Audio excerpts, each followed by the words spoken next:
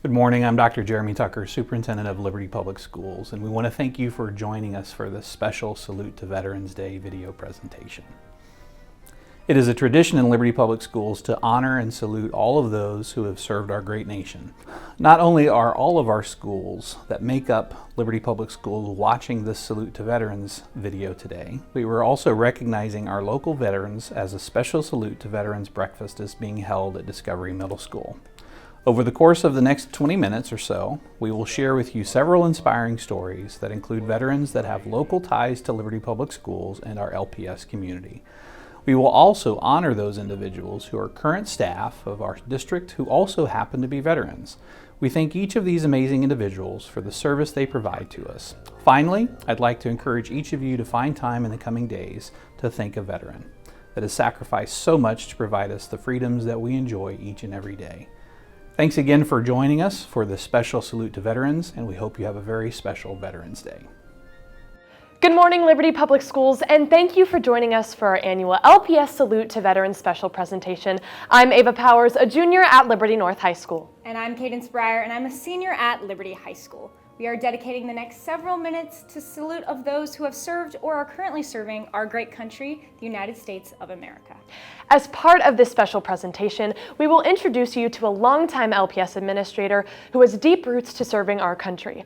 Then we will share with you a local nonprofit who is not only providing incredible support to our veterans, but also to our high schools here in LPS. And finally, we will provide you with all of the names and faces within our district staff who have or are currently serving in a branch of the military. We look forward to all of those segments, Ava, but first, as is tradition, we'll now take you to the front hall at Liberty North High School as the Eagle Concert Choir will perform today's national anthem, and then immediately following, we'll recite the Pledge of Allegiance. We ask that those watching in our classrooms this morning who are able to please stand and salute our heroes at this time.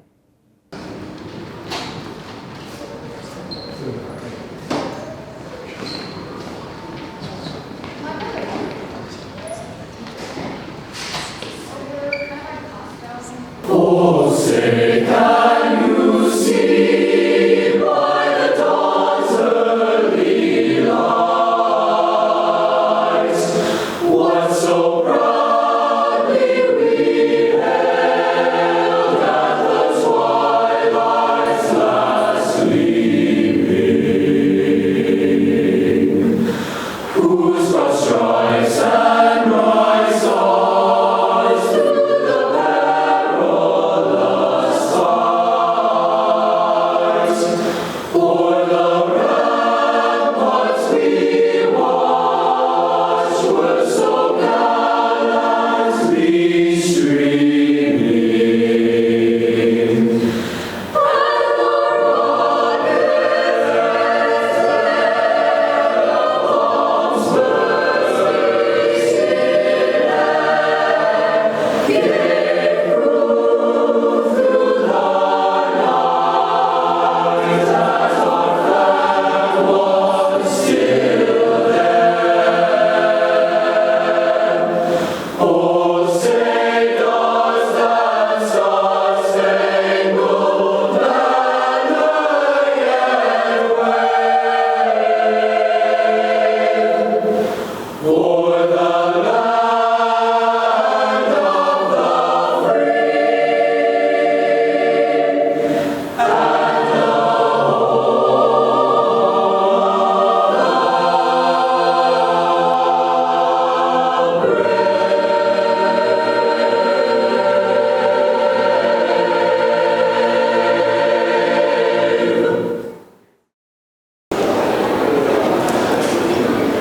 I pledge allegiance to the flag of the United States of America and to the republic for which it stands, one nation, under God, indivisible, with liberty and justice for all. Thank you to the Liberty North High School Concert Choir for the amazing performance this morning. They are under the direction of Mr. Brian Hartman. Next, we would like to introduce you to a familiar face in and around Liberty Public Schools. Mr. Steve Aldrich has been a mainstay in LPS for over 2 decades, serving as the District Director of Facilities and Grounds. Let's now find out more about his passion for the red, white, and blue. So I moved to Liberty in 2005. The Navy brought me here. I actually was on active duty here in Kansas City, stationed down in Belton, Missouri, lived in Liberty that entire time. The reason for that was the school district. We chose Liberty as our kind of home base based on the reputation of the school district. My son is in the Navy, fourth generation Navy. I was third generation, so my father and grandfather were both in the Navy. My grandfather was in World War II, drafted, spent a few years in the Navy during the war. My father voluntarily joined the Navy. He served 20 years, and I did 25 myself. And so I spent my time in the Seabees in the Navy. The letter CB stands for Construction Battalion. In these construction battalions, there's different trades. You've got carpenters, electricians, plumbers, equipment operators. So I spent 25 years in the Navy Seabees, performing construction projects around the world. Upon my retirement from the Navy, 2007, applied for a position here as the Director of Maintenance. Worked as the Director of Maintenance for 2 years. Earned a promotion to the role that I'm in now. So I've been with the district 16 years now. I mean, the guys that work here in my department are the same guys that work for me in the military. You know, we've got carpenters, electricians, plumbers, HVAC techs here in the district, and we employ the same skill sets in the military units that I served in. The difference is we wore a uniform in the military. We don't wear that uniform here, but the role that I played in this service is much like the role I play here at the school district. So the transition from the military to my role in the school district was relatively easy. You know, I spent a lot of time during my career training and preparing for war, protecting our idealisms and our way of life. And towards the end of my career, I actually stepped into a role and ended up boots on the ground at a foreign country, protecting our way of life. At that moment, Veterans Day and our American flag, our symbol of peace, meant more to me. I remember coming back from that deployment, and I went to a ball game and took a look at the flag. I don't know, just a sense of pride, and I've looked at that flag differently ever since that deployment.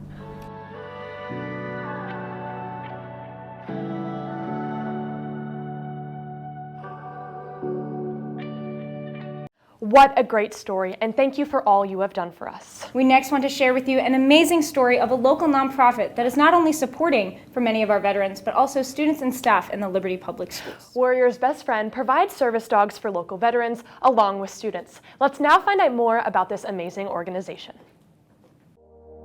My military career started in 2003. I joined the U.S. Army Infantry. I deployed in 2005. I took a sniper round to the right shoulder, basically in the first month that I was there. Really rough first tour, lots of bad stuff, lots of explosions, IEDs, vehicle-borne IEDs, soldiers' deaths, lots of bad stuff. Started noticing some changes in my demeanor after I got back. Very angry all the time, sleepless nights, nightmares. From that alleyway!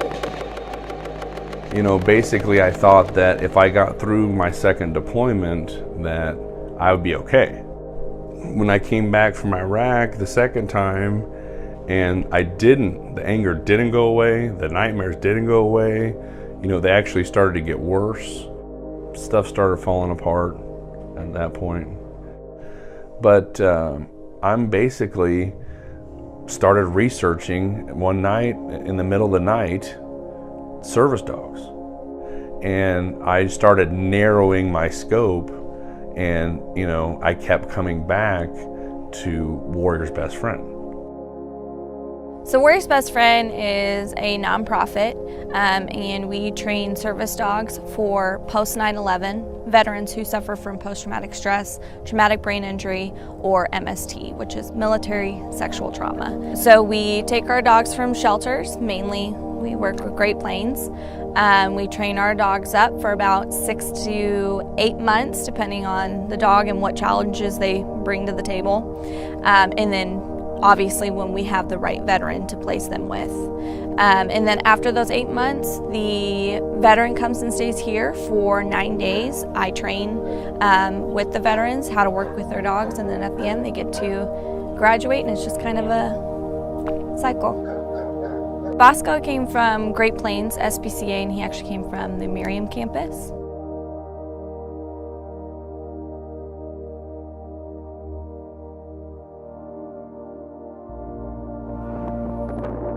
We came across Bosco driving around on outreach in KCK last winter.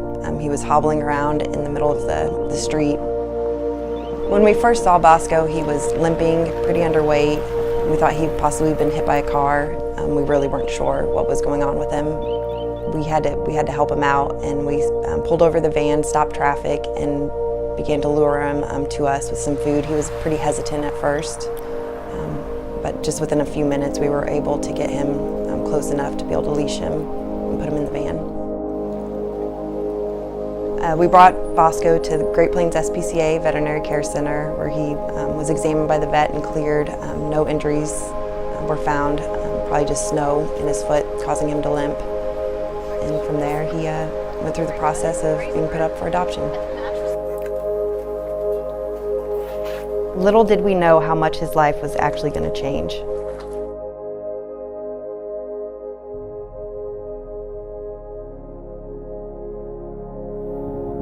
We adopted Bosco. He went through training here. We learned about his story, which is very heartbreaking, and he definitely needed somebody that was going to be able to be with him at all times, but it's something that we tried to work with him on while he was in training. I would say that it was about 6 months in, we had been approached by Corey. He went through the process that went really quickly, getting everything filled out and turned in, and then we met. When Corey first got here, he was just loving on Bosco. He baby talked him, which is not something that you usually see in these military men, but you know, he just loved his dog to death. I would say it probably took maybe 4 to 5 days and he was locked on to Corey. As time goes on, I see in the long run how much these dogs impact these veterans' lives, and it makes me feel better because I know they're getting great homes and you're basically saving 2 lives. I might have gone through programs differently had I had the emotional support of Bosco. He takes me to another level of functionality.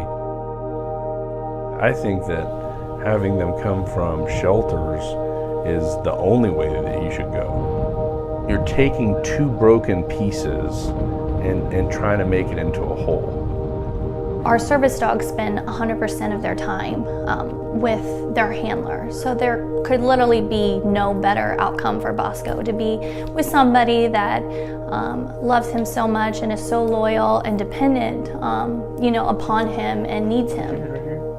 Oh, thank you. It's amazing that our life-saving support helped Bosco to be able to provide that for somebody else in need. I'm hopefully giving him the life that he should have always had.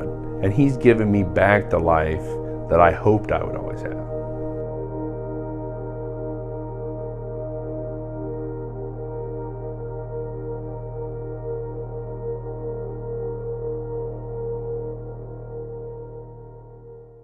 What an inspirational story. It is so inspiring to see this kind of work taking place right here in our backyard. It certainly is, Cadence, and we thank all of those associated with Warrior's Best Friend for providing the service to our community. We are just about to come to the end of our Salute to Veterans special. But before we go, we wanted to share with all of you those current LPS staff members who have direct ties to our United States Armed Services. Over the course of the next few minutes, we will scroll for you several dozen of our local heroes that can be found right here in our schools and departments of Liberty Public Schools. Take a look.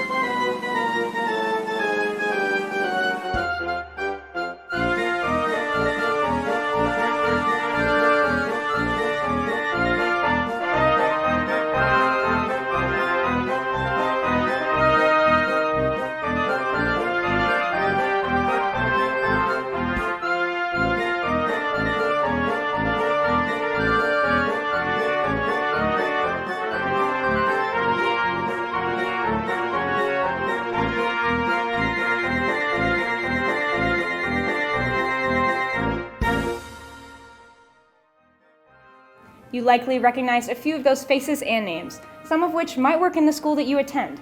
If so, take a moment today to tell them thank you for what they have done for us. What a great morning as we have reflected, honored, and saluted many of our local veterans, along with those who are making a difference in our local Liberty Public Schools community. We have enjoyed sharing these stories with you, and we thank you for watching. We hope you have a wonderful Veterans Day weekend, and please take a moment today or tomorrow to thank a veteran.